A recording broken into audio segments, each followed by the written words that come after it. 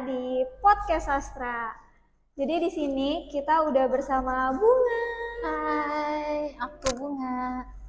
Gimana nih Bunga? Apa kabar nih? Udah lama banget kita nggak Iya, ketemu. alhamdulillah kabar aku gak baik. Kamu? Alhamdulillah baik ya. Alhamdulillah. Gimana tadi? Perjalanan dari rumah ke sini gimana? Itu kecepat macet Oh, banget. Karena kan hujan ya, karena kan aku iya naik hujan motor lagi dan tadi kan ya. kebanyakan mobil gitu. Oh iya. Tapi aman Aman, kan? alhamdulillahnya aman. Sehat. Oke, jadi di sini kita akan berbincang-bincang sedikit sama Hmm. Bunga mengenai karya sastra dan mengenai novelnya Bunga. Iya. Jadi mungkin boleh nih, Bung, diceritain sedikit sinopsis dari novel kamu biar teman-teman tahu. Eh, cerita novel aku ini kan bukan tema sih, lebih tema persahabatannya, tapi lebih membahas ke kesehatan mental gitu kan.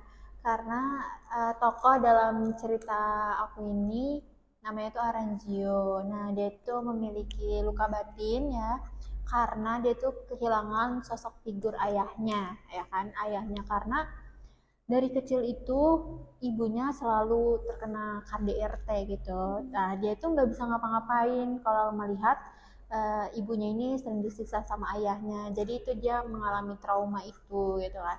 Nah, dengan kedatangan Nayira ini ya kan yang anaknya petakilan gitu. Nah, akhirnya merubah Zio yang jadinya jadi pendiam dan suka menyakiti dirinya sendiri ya untuk menghilangkan rasa sakit traumanya itu, akhirnya perlahan-lahan bangkit dan dia lebih menghargai dirinya sendiri, mencintai dirinya sendiri dan hidupnya ini berharga gitu. Kurang lebih seperti itu. Jadi ceritanya relate sama Gen Z ya, Iya, gitu kan. Zaman sekarang kan relate Gen Z banget. banyak tuh dikit-dikit, aduh mental aku kena nih, gitu. Iya, Relate ya sama relate banget. Gen Z. Ya, jadi dari novel kamu ini gimana sih awalnya kamu tuh tertarik buat jadi penulis gitu? Sebenarnya tertarik sih ya tertarik ya karena dulu tuh aku iseng-iseng aja ya kan iseng-iseng meluangkan apa mengisi waktu luang aku dengan menulis karena kan aku suka baca ya suka baca cerita juga. Nah jadi aku kepikiran kayak kenapa ya aku nggak ikut nulis juga gitu kan kayak terinspirasi dari tulisan-tulisan orang gitu kayak suka aja gitu atau seru melihat banyak banget nih yang baca gitu kan jadi kayak aku juga pengen gitu kayak pengen punya fans bukan punya fans juga sih pengen lebih karya aku dibaca diapresiasi kayak gitu kan jadi aku memulai iseng-iseng aja menulis pertama itu aku menulis cerpen aja terus beralih ke sini aku mulai menulis novel gitu kan cerita-cerita yang panjang pokoknya ya sampai akhirnya sampai sekarang gitu Jadi masih kayak iseng-iseng berhadiah ya, iya awalnya iseng, iya alhamdulillah bisa jadi terbit iya bukunya. alhamdulillah Keren-keren kayak nih gitu. teman-teman. Terus ada nggak sih pengalaman pribadi yang akhirnya tuh nyambung sama cerita yang ditulis? Oh, kalau itu sih nggak ada ya paling cuman karena kan ceritaku genre itu bukan terlalu romance sih, bukan lebih ke kesehatan mental yang tadi ya. Mungkin kita kan Gen Z ya, karena yang seperti kamu bilang tadi itu yang jadi isu kesehatan mental itu udah melekat banget kayaknya di Iya Gen di Z Gen Z. gitu loh. Jadi pengalamannya ya cuman itu sih yang kesehatan mental itu kayak kita kan lebih kayak sering banget nih ngeluh, insecure dan segala macem. Pokoknya terus kita merasa takut lah segala macem. Nah, mungkin pengalaman sih itu aja gitu yang saya tuang yang aku tuangkan di karya sastra aku. Oke, jadi selama nulis cerita nih dari iseng-iseng nulis sampai Iya. akhirnya terbit, eh risetnya tuh gimana sih? Kayak lebih banyak baca buku atau nonton film atau Mm-mm. apa nih? Nonton film iya, semuanya iya sih, baca buku juga iya, riset yang lain gitu kan, baca-baca yang lain lah, pengetahuan yang ilmu yang lain juga iya, karena kan penting gitu ya, kalau kita nggak tahu sesuatu. Tapi kalau aku lebih ke lagu, dengerin musik. Kalau aku lebih dengerin musik yang vibesnya tuh galau, yang biar pokoknya biar ngefeel aja gitu ya kan, karena kan aku tidak mengalami itu. Nah dengan mendengarkan lagu mungkin aja ngefeel gitu kan ngefeel pas nulisnya itu kurang lebih seperti itu biar lebih menghayati Iya, galaunya lebih, gitu iya ya, benar. sedihnya, biar terbawa suasana Iya, juga. lebih itu. Lebih. Terus ada nggak sih nih karakter-karakter di buku ini tuh yang beneran nyata gitu, Oh atau my god. hasil imajinasi bunga aja? Kalau dari karakter tokoh visual sih ya itu beneran nyata. Kamu tahu kalau aku ARMY, kalau aku biasa Kim Taehyung. Oh my god, aku NCT juga. Oh my god. Kita suka war di Twitter Di ya, Twitter, tapi tapi di kita sini kita damai, itu damai. nggak sih? Oke. Tapi Nah. juga gak baik ya guys, Iya, war-war kayak gitu, kita nggak baik damai. karena kita selalu menghindari itu, ya kan.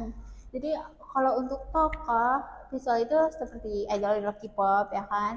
Tapi kalau untuk karakteristiknya ini itu hasil imajinasi, pure imajinasi aku. Dan mungkin itu ada sedikit-sedikit miripnya ya sama aku karena kan aku orangnya kayak insecurean, suka takut gitu. Jadi kayak tokoh utamanya ini lebih ke aku gitu. Mungkin gitu aja. Kayak kirain ada karakter siapa gitu di Enggak ada. balik. No, enggak ada. Karena aku kan Oke, oke. Kira-kira tuh butuh waktu berapa lama nih buat dari nulis sampai akhirnya bisa terbit gitu? waktu aku tuh bikin cerita ini dari tahun 2020. Oh, sudah Ya, lama ya? zaman-zaman COVID gitu kan. Dulu kan eh, bukan libur sih, tapi lebih belajar dari rumah ya. Nah, itu tuh eh, aku mengisi waktu luang itu dengan banyak menulis gitu kan. Kayak mencari nih ide-ide apa sih kayak gitu. Terus ya pas terbit baru tahun 2024 kemarin itu berapa tahun? 5 ya Hampir kurang lima lebih ya, ya. hampir 5 tahun itu aku baru berani nerbitin buku aku gitu. Awalnya aku tuh menuangkannya di Wattpad gitu kan, di aplikasi. Terus aku kayak menurut aku cerita ini nih layak gitu kan dibaca untuk diterbitkan gitu. Tapi aku tuh masih takut gitu kayak karena takut aduh takut gak ada yang baca nih, takut gimana, kayak takut gak laku dan segala macam gitu. Nah akhirnya ada sesuatu dari penerbit nih, sesuatu dari penerbit, dan akhirnya aku memberanikan diri untuk menerbitkan buku aku gitu. Dan alhamdulillahnya aku bisa terbitkan buku gitu. Walaupun prosesnya cukup Iya, lama ya, prosesnya cukup lama tapi gitu. alhamdulillah berhasil sekarang. Alhamdulillahnya. Selama nulis itu tuh ada tantangan yang berkesan gak sih di kamu sendiri nih? Terus menurut kamu gimana cara ngatasinnya? Kalau tantangan dari aku menulis sih nggak ada, karena kalau aku menulis tuh fleksibel, kapan aja dan mana aja gitu kan, sedapatnya ide aja gitu kan, saya dapat ide dari imajinasi aja langsung aku ketik atau aku tuangkan, nggak dijadwalin kayak gitu kan. Tapi kalau tantangan sih itu dari promosi mungkin ya. Gimana sih cara kita mendapatkan atensi dari pembaca gitu kan, gimana cerita kita ini supaya ramai, menarik perhatian yang lain kayak gitu. Tantangannya itu. Dan untuk cara mengatasinya sih ya dengan memperbanyak promosi ya, mempromosi cerita kita baik di Facebook, di Instagram, di YouTube atau di TikTok dan segala macamnya kayak gitu untuk mengatasi. Oke, oke. Menurut kamu nih, sebagai penulis muda gitu ya, penulis di zaman sekarang, ada nggak sih yang ngebedain karya sastra zaman dulu sama karya sastra di era sekarang ini? Mungkin dari segi bahasa. Dari segi bahasa itu sastra zaman dulu atau sastra klasik itu bahasanya kan agak baku gitu kan. Terus juga isinya tuh penuh filosofi, sejarah banget gitu kan ya. Nah, kalau dari sastra sekarang ini kan bahasanya itu kan agak santai, terus lebih penggunaan banyak slangnya gitu kan ya gaya-gaya anak muda gitu kan. Jadi lebih dimengerti anak zaman sekarang gitu. Terus juga mungkin ya kebanyakan anak-anak atau sosial kita ini baca novel yang klasik itu lebih susah mencerna mungkin ya harus berulang-ulang kali membaca baru memahami gitu ya. Terus dari segi mungkin dari segi wadahnya gitu ya. Kalau sastra sekarang kan di era digital ya, dia lebih aksesnya lebih mudah. Terus juga platform-platform nulis itu lebih banyak gitu di zaman sekarang. Jadi mau nulis di mana aja, kapan aja itu bisa. Dan kalau zaman dulu itu kan menyerahkan naskah, seleksi dulu kan, baru bisa dibaca orang lain. Tapi kalau sekarang cukup menulis aja langsung publish, langsung bisa dibaca orang lain gitu. Jadi lebih mudah aja. Ya, jadi di era sekarang tuh mungkin lebih bebas ya, Lebih dan bebas wadahnya lebih banyak, jadi kita bisa nulis di mana aja aja dan dan kapan aja. aja gitu. Dan bahkan pembacanya itu dari kalangan mana aja gitu. Semua orang bisa mengakses dengan Iya, mudah juga ya. betul.